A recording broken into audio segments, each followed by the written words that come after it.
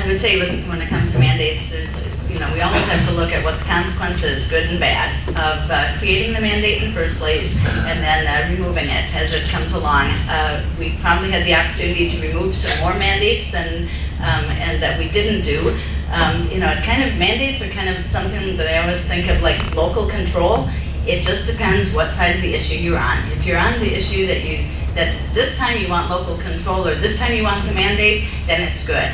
But if you're on the issue where this time local control is, it should be state operated or state designed, or this time it should be a mandate because we like this mandate, then it's difficult, to kind of remove that. So mandates aren't always bad. Sometimes they should be taken care of. Maybe they've either outlived their usefulness or they're something that for the most part people are able to do on their own and they don't necessarily need that extra push to do it. So as we're looking at it, I think we've removed some. We probably could be doing some more in some instances, but maybe before we actually create some more mandates, we need to really consider the consequences to determine whether or not it's the right move to make.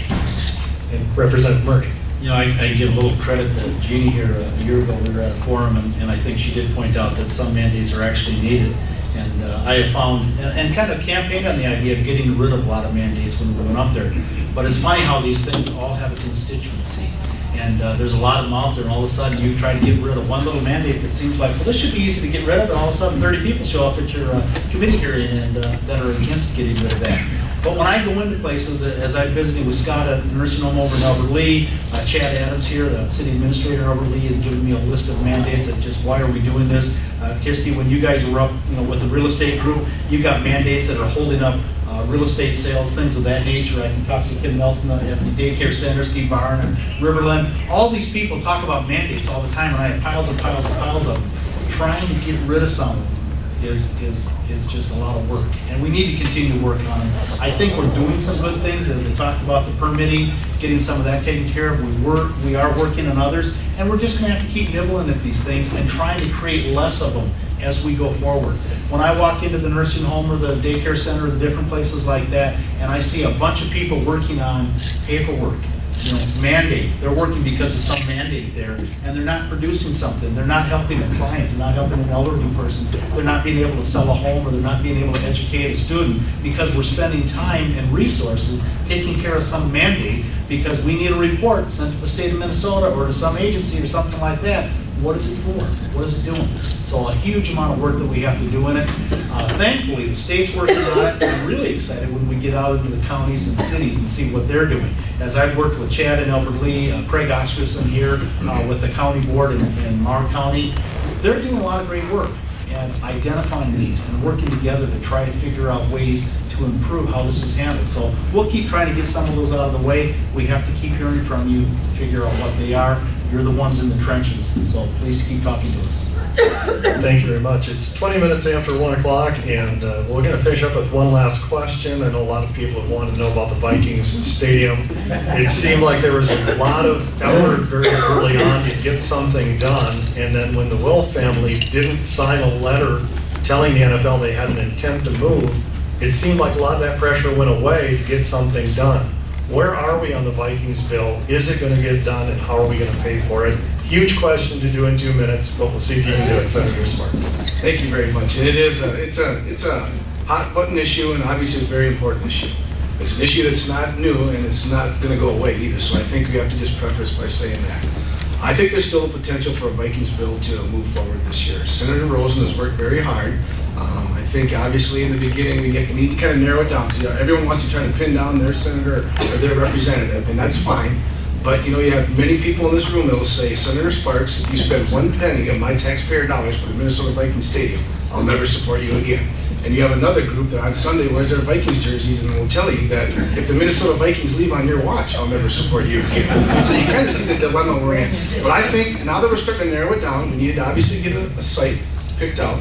We need to make sure that we had the Wolf ownership, make sure that they were going to make a significant investment. And then finally, the biggest piece is going to be that funding source. But I think all the pieces of the puzzle are there.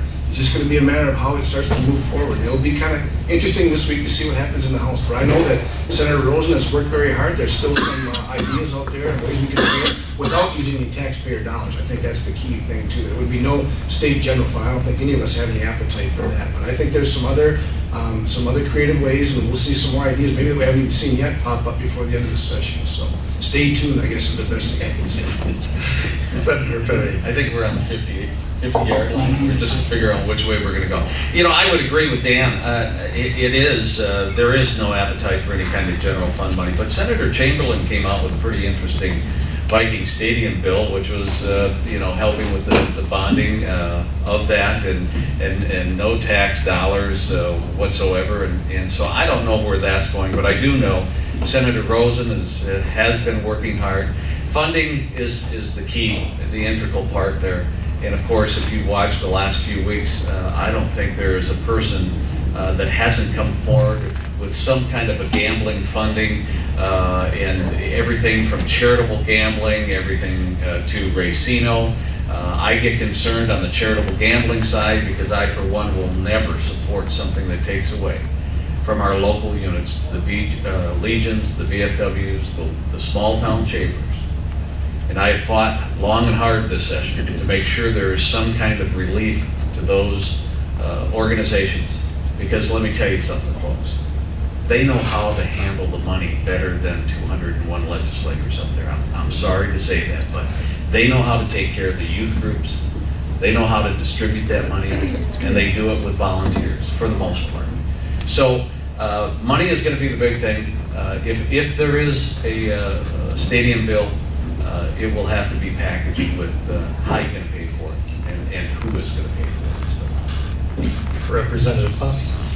I would say that if there isn't a bonding bill, there better not be a Viking Stadium bill, because I think we'd probably have some skewed priorities in respect to that. I think one of the more interesting ones is the Representative Eakin and Senator Miller proposal from the White Earth Reservation, and that says they'll set up the casino in downtown Minneapolis and they'll fund the state share, and and they'd also support some equine racing, so that there'd be more money for the horse industry. It kind of seems like it touches on all of the things that people seem to want. If they want to increase gambling, they want to have money for the horse industry, they want to be able to pay for the Vikings and have it downtown. So that might be an interesting one. But I don't think at this point we've actually come together with a final proposal. I don't think there's enough of a proposal yet that has enough people on board. And again, just like Senator Sparks said, people will come forward and say, absolutely not, no Vikings, we don't want the money going for that. But they also will have other people who come forward and say the Vikings better, they're people that we want to be able to support here. So it's a tough issue, but I think there's probably no one silver bullet. Maybe there are multiple silver bullets, and we need to try to figure out what that arsenal is, and then we can move that forward. And Representative Murray. I just first add on to Senator Sparks' thought there that the Vikings fans that wear their jerseys to church on Sunday not only will not vote for us if we don't go with it, they will probably campaign against us. So they are very strong, and I hear a lot from them. I'm going to have to make up my mind what I want to do here real fast, because this bill is coming to state government ops Tuesday morning or Tuesday night. And so we're going to hear it, and if it's going to move forward, it's going to have to move through that committee. I'm not thinking that the votes are there right now, but there's a lot of talk going on, a lot of people, a lot of different parties. I know the Vikings are working the group hard and just trying to come up with some ideas. And maybe there's going to be some work there together on some bonding ideas, because they both probably do need to get done. This is not a red or blue issue, okay? Purple bleeds in everybody, and so the Vikings are an important asset to the state of Minnesota. And the Republicans and the Democrats have to figure out a way to do this together. Because if you think the Republicans are bringing 72 votes to pass a Viking Stadium, it's not going to happen. The governor needs to get his people in line and say, let's get a proposal put together and let's make this work. We know they're an important asset. We know we need to do something there, but we need to be very prudent and very smart about how we put it together. Gambling would not have been my first choice in the way to fund this thing.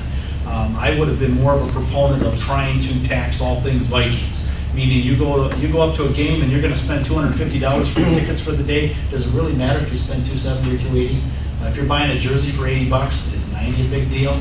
I mean, there's a few things that I think we could have put into this mix that we could have reduced some of this gambling need. And so that part of it, I wasn't that big of a fan on. But what I'm more importantly not a fan of, as all three members up here have mentioned, is we can't be using general fund tax money to do this. So we have a big project ahead of us. We know they're an important asset. We know we have to work on it. It came up on our watch, and so we have to take care of it. And we'll give it a good shot. All right, thank you very much. Thank you, Senators Parry and Sparks and Representatives Murray and Poppy for being so generous with your time and your answers here today.